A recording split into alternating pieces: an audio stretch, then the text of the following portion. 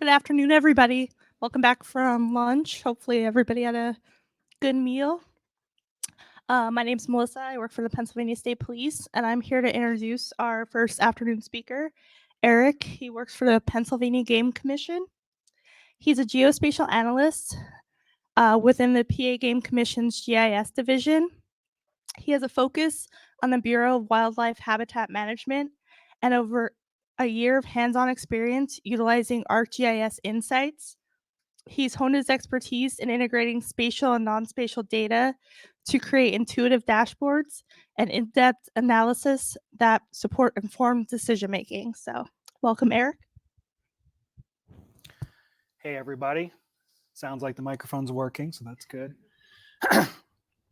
From the presentation description, this is kind of, I guess it was a little cryptic. This is mostly about how the Game Commission is using ArcGIS Insights, one of their fairly newly developed products. Is anyone here familiar with ArcGIS Insights? We have 1, 2, 3. Is anyone here familiar with like Power BI or Tableau or other business analytics? Okay.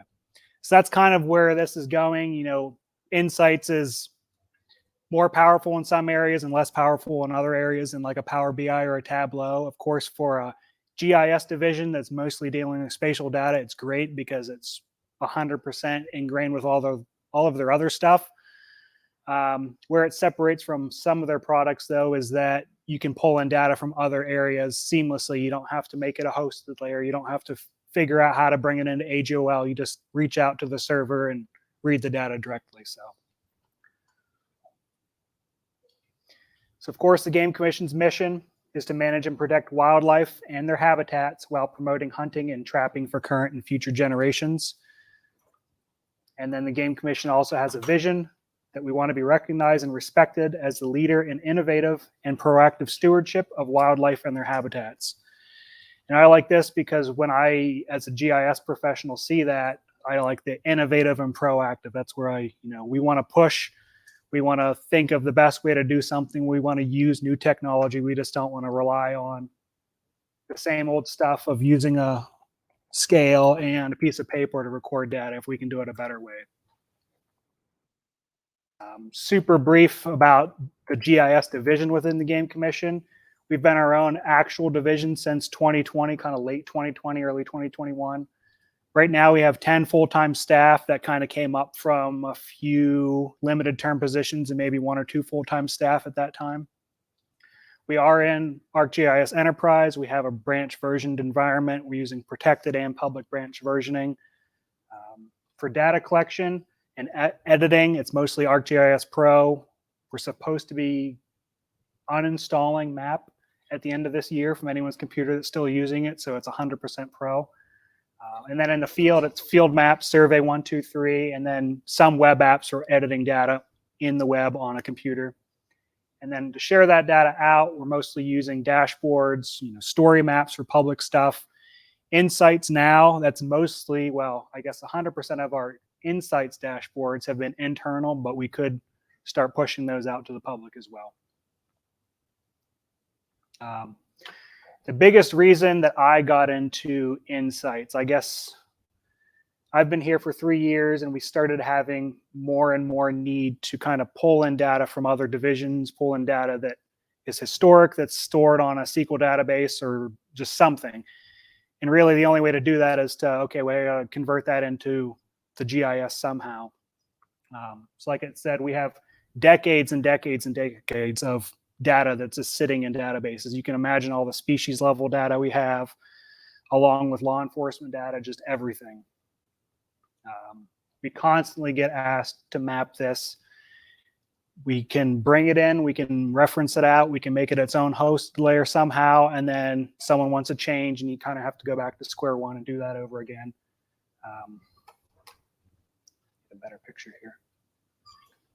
And like that says, we're going to be running reports to do that. So you're going to reach into the SQL database, you're going to run a report. You're going to take that report, you're going to try and use the XY to take it from a table and then bring it in as a shape file and then make that a hosted layer. And then you have this kind of static layer that's sitting out in either your AGOL environment or your enterprise environment. So we wanted to make that more seamless, and really we want it to be live data.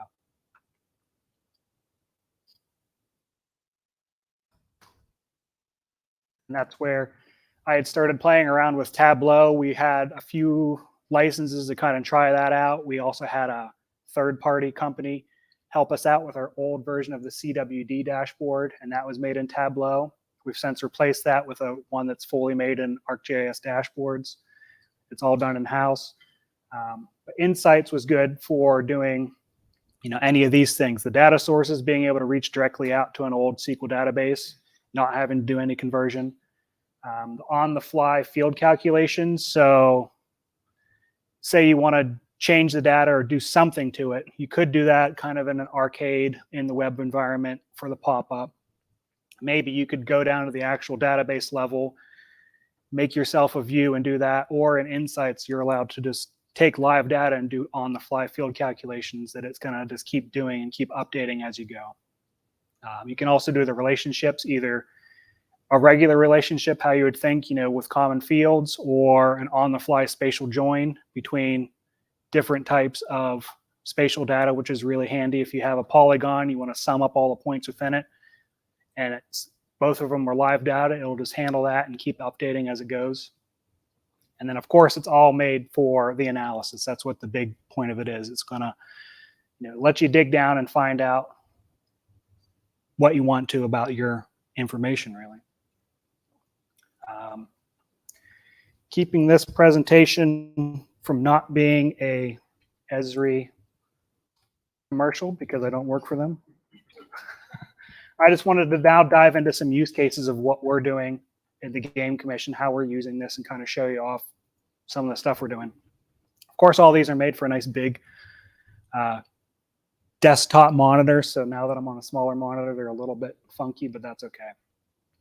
The first one, this is the most recent one I've been working on, is for our comprehensive management plan. So every single game land we have has a comprehensive management plan, what we want to do there for the next 10 years.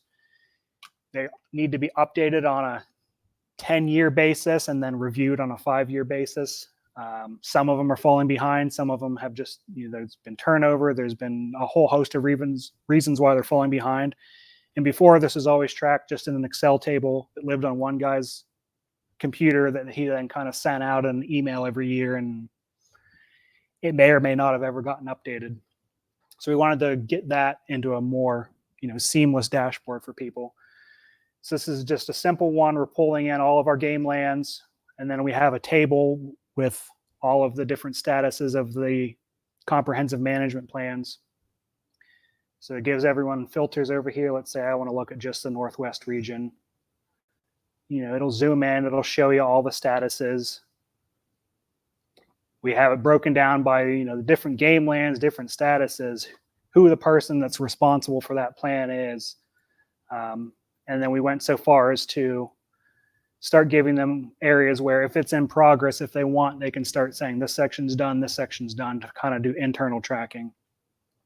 And before, this would have had to have been, we would have had to make a new layer, make a new copy of our game lands boundary, which we don't want to do because it might be out of date within a month. And then have someone update that constantly. Or we would have to constantly be doing it on the back end and kind of pushing it out, saying, okay, it's been updated. Let's republish, let's republish, let's republish. This one is now reaching into the actual enterprise database for these few layers and just combining them in Insights live, so you don't have to do anything. The people edit where they need to. They don't have to have permissions to edit the boundary layer, and everything just works.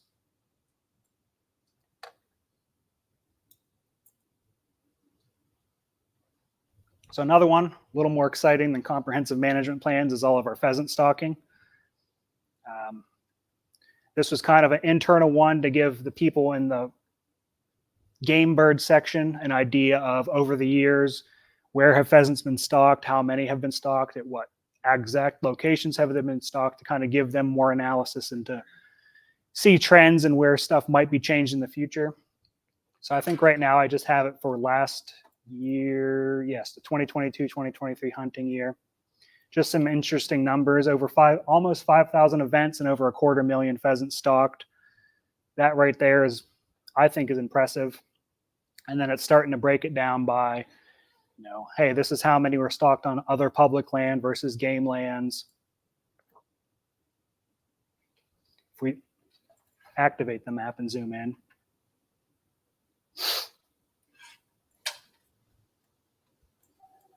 go to one that's not the actual place where they breed the pheasants.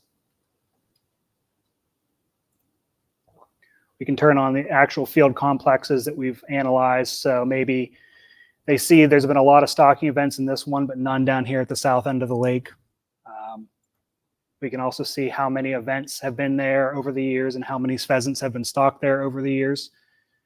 And from a GIS user, if anyone's done anything like this before, that's not super hard to do, to kind of take some polygons and summarize it, but none of this is joined on the back end. These are just polygons on their own, game land boundaries on their own, and then the points that are being pulled directly out of a completely separate database. So then this is kind of just chugging the numbers on the fly as more data is coming in and spitting out these numbers. So then we just really have to set it up once and then maybe take care of some changes along the way or some enhancements they want. We don't have to constantly republish. We don't have to be responsible for running update scripts and all that kind of stuff.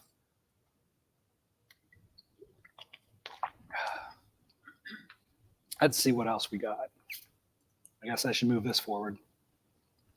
Oh. Not as fun as pheasant stalking, but very important for some areas of the Game Commission. So this is RKD, which for those not in the know is roadkill deer.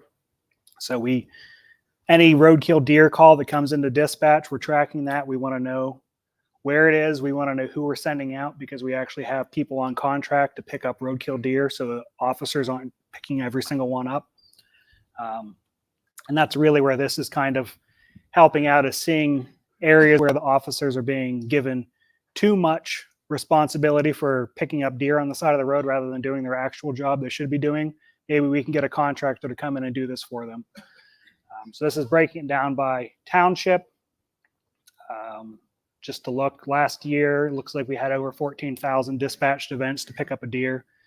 And then we're also breaking it down by, was it a contractor? Was it a CWD contractor? So somewhere where there is chronic wasting disease, where they're going to be sending in a tissue sample? Or was it an actual state game warden that picked it up? And they can flip through the years. They can look at it, zoom into a certain county if they want to look at a county-wide contract and see where the hot spots are.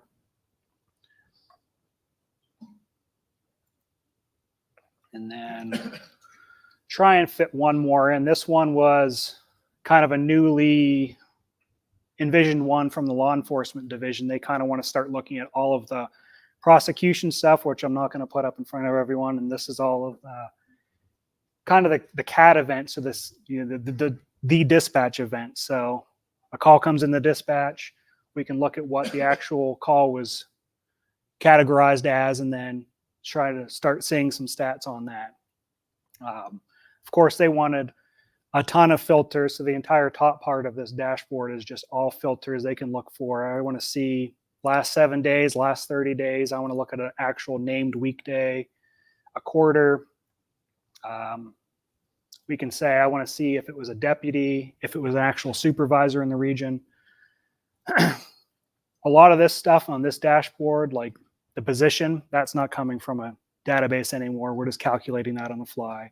The contextual time, of course, it's just being calculated basically a now minus 90, now minus 7.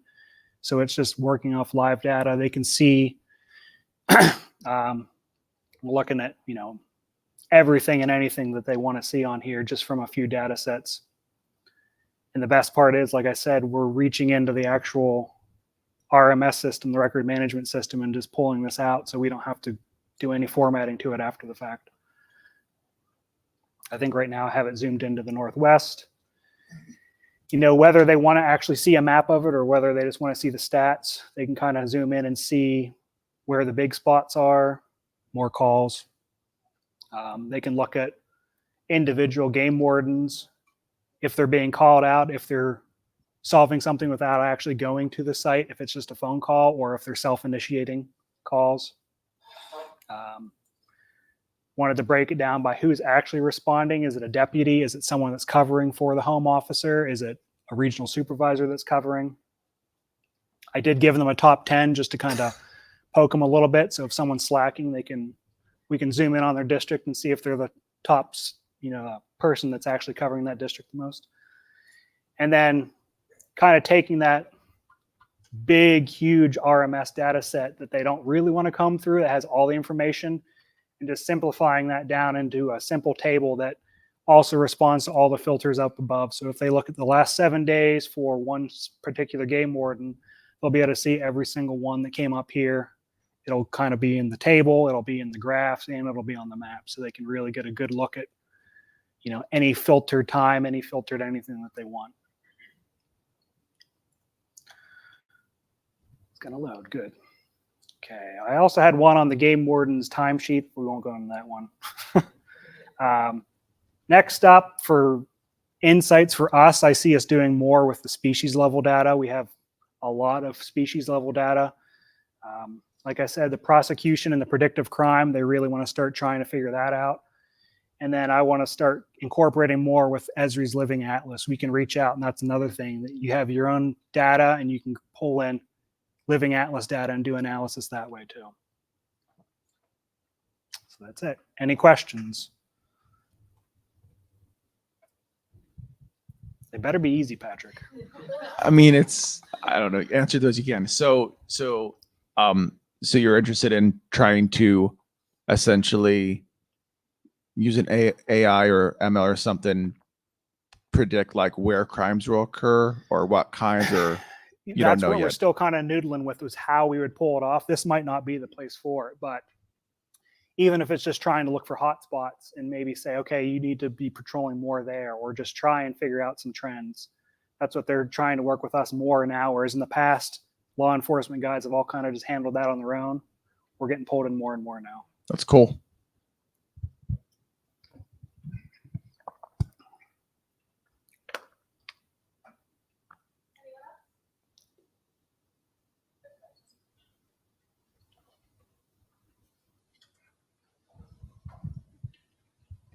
I'm curious about where you've benefited from using insights versus something like Experience Builder or dashboards in comparison. The biggest thing for me is just reaching out to our non-spatial databases and not having to do anything to it, just bringing the data in live and then being able to, either see it in a tabular fashion, or just putting it right on a map with the XY coordinates that are in that database. Yep. We have a question from our virtual audience. How much of this data is publicly available or can be shared with other agencies? From the ones I've shown so far, I mean, the CMP one probably isn't interesting. The pheasant stalking, some of that's publicly available, but this is just like a further, deeper insight into it for internal use. And then, of course, the law enforcement side of it, it'd probably only be shared with certain state agencies. But so if they went to your website, is there a dashboard on your website at all, or? We don't have any public insights dashboards yet. We do have other dashboards that would be in the normal ArcGIS dashboards, as well as the story maps and the web maps on there.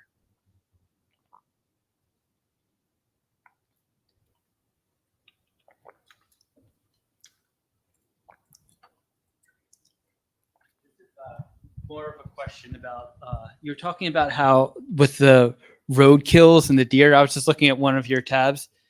Yep. Do people report those? Or are you pulling those also from like PennDOT? Like with their because I know like in PennDOT's crash database they'll have hit by deer. Do you use that, or is it just this is reported? only calls that come in from the public to centralized dispatch, or maybe if an officer sees one on the side of the road during patrol and he calls it in himself. Okay. Anything PennDOT would be, they handle all like the major state roads, interstates and stuff. They're doing that on their own. And then for the predictive analysis, are you using like Kriegings? Like what is the? Like, again, I don't know exactly what direction we're going to end up going, but there's a lot of different ways we can take it. And then this is just kind of the start of it. Cool. Thank you. Yep.